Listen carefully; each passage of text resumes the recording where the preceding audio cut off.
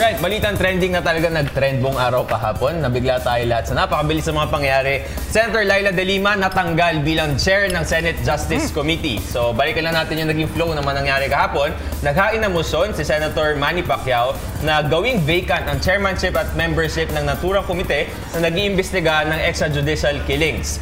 Nag-object si Senator Drilon at pansamantalang sinuspinde ang sesyon para sa mga caucus. Pagbalik ay nagbotohan na agad ang mga senador na may botong 16, 4 at 2. Ang 4 na bumotong against dito sa motion ni Senator Pacquiao ay sila Senators Drilon, Senator Ontiveros, Senator Bam Aquino at Senator Kiko Pangilinan. Samantala may dalawang nag-abstain. Isa na rito sa Senate Minority Floor Leader Ralph Recto dahil mayorya umano ang dapat magdesisyon sa naturang issue. Ang bagong head na o bagong chairman ng Committee on Justice ay si Senator Dick Drilon at Dick Gordon at ang members naman nito ay si Senator Pacquiao, Senator Pangilinan, Senator De Lima, Senator Zubiri, Senator Grace Poe at Senator Cayetano. Si Senator De Lima nandun pa rin pero miyembro na lamang ngayon. May mga sinasabi daw na pakanaraw ni President Duterte. Yun yung isang argumento mula sa kampo ni Senator De Lima. Pero ito po ay pinabuluan na ng palasyo na magkaiba pong branch ang ehekutibo at legislative. So may sarili pong mga rules doon na sinusunod.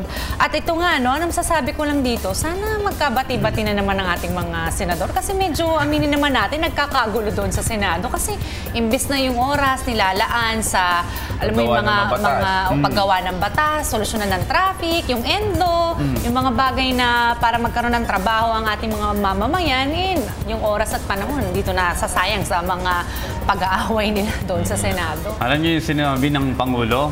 Wala akong pakialam dyan. Yun yung mismong sinabi niya. Kasi nga, magkaiba nga naman ng branch yan. Gayunpaman, itong nakikita natin, opinion ko lamang, ay squid tactic na rin ni Senador Laila De Lima dahil nga ngayong araw nakatakda ang pagdinig naman ng Kongreso kung saan may mga ihahaing mga ebidensya at mga testigo laban sa senadora patungkol sa kanyang involvement sa drug trade, illegal drug trade daw, dyan sa may loob ng New Bilibid Prison. Mamaya po ay magkakaroon tayo ng special coverage patungkol dyan at i-air natin yan dito sa PTV nang masubaybayan ng ating mga kababayan kung ano talaga ang kinalaman ni Senador Laila De Lima dyan sa mga illegal drug trade sa NBP. Pero gayon pa man, gusto ko lang masabi sa inyo yung concern ko tungkol dito. No?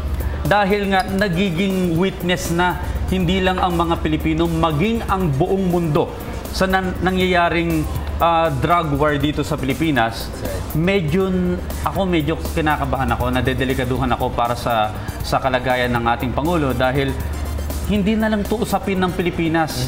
Imagine kung magtagumpay ang Pangulo sa drug war. Titignan ito ng ibang bansa at gagawing pattern. At syempre, ayaw yan ng mga drug cartel sa ibang bansa. Kasi maghihimukin na ngayon ng mga mamamayan sa ibang bansa ang kanilang mga leader. Bakit nagawa ng presidente ng Pilipinas yan?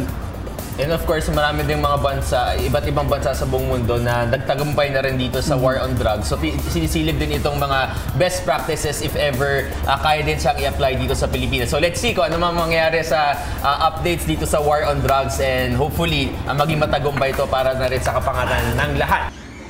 Ako po si Cathy San Gabriel. Subscribe na sa PTV YouTube channel. I-click lang po ang subscribe button.